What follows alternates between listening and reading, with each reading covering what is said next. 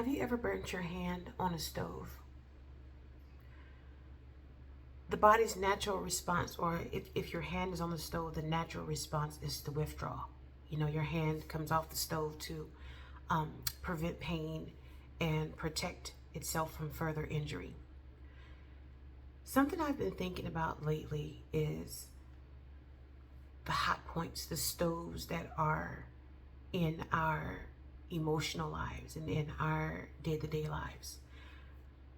There are things that cause us depression and cause us anxiety, but we continue in those things. We don't allow our bodies and our minds natural triggers to alert us to say, hey, this is not good for me, right? So we do that in relationships. So we're in a relationship that is hurting us way too long. You know, we stay there way too long. We are locked in these commitments, whether it be in a ministry or some type of service of some type.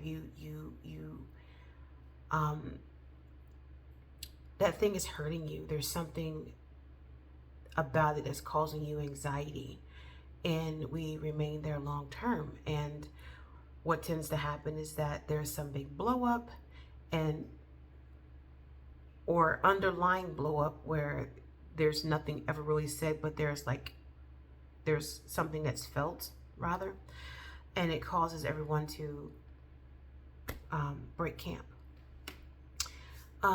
We see that in jobs where you're on a job, you commit to a job, and you could be there for like 25, 35 years. And, you know, after year 5, you're noticing how, you know, going into that job makes you feel. You know, it just causes you depression. You come home and that depression and that anger is kind of taken out on your kids, whether in your family, whether overtly or covertly. So maybe you have anger issues and you're snappy, and you know every little thing gets on your nerves, and things are more exacerbated because of what you've had to deal with all day long.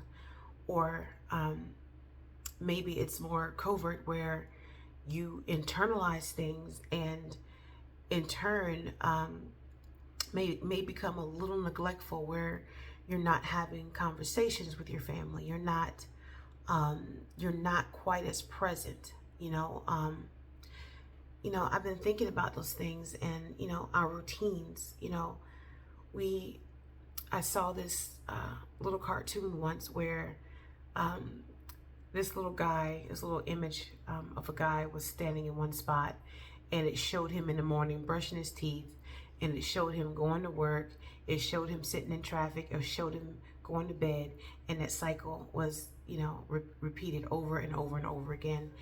And I think that a lot of us aren't truly living, you know, so we're caught in these cycles, we're caught in these routines, we're stuck in relationships, we're honoring commitments that are no longer serving us or, quite frankly, beneficial to others. And I think we need to really, I'm doing this in my own life. I'm looking at the things that are causing my hand to get hot.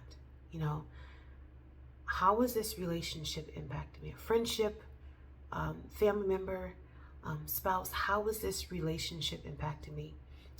How is this job impacting me? What do I feel?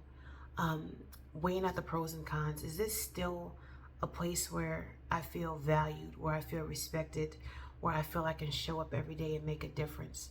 I'm reevaluating my routine. What are things that, what can I add to my routines, or how can I break away from routines to the point where everything isn't so mundane, where it's your life is 100% predictable all the time. Predictability is good, but when it comes to being able to enjoy your life, there has to be some spontaneity. And so I'm reevaluating my routines. So yeah, that's really all I wanted to talk about, is just pay attention to when your hand is being burnt on the stove.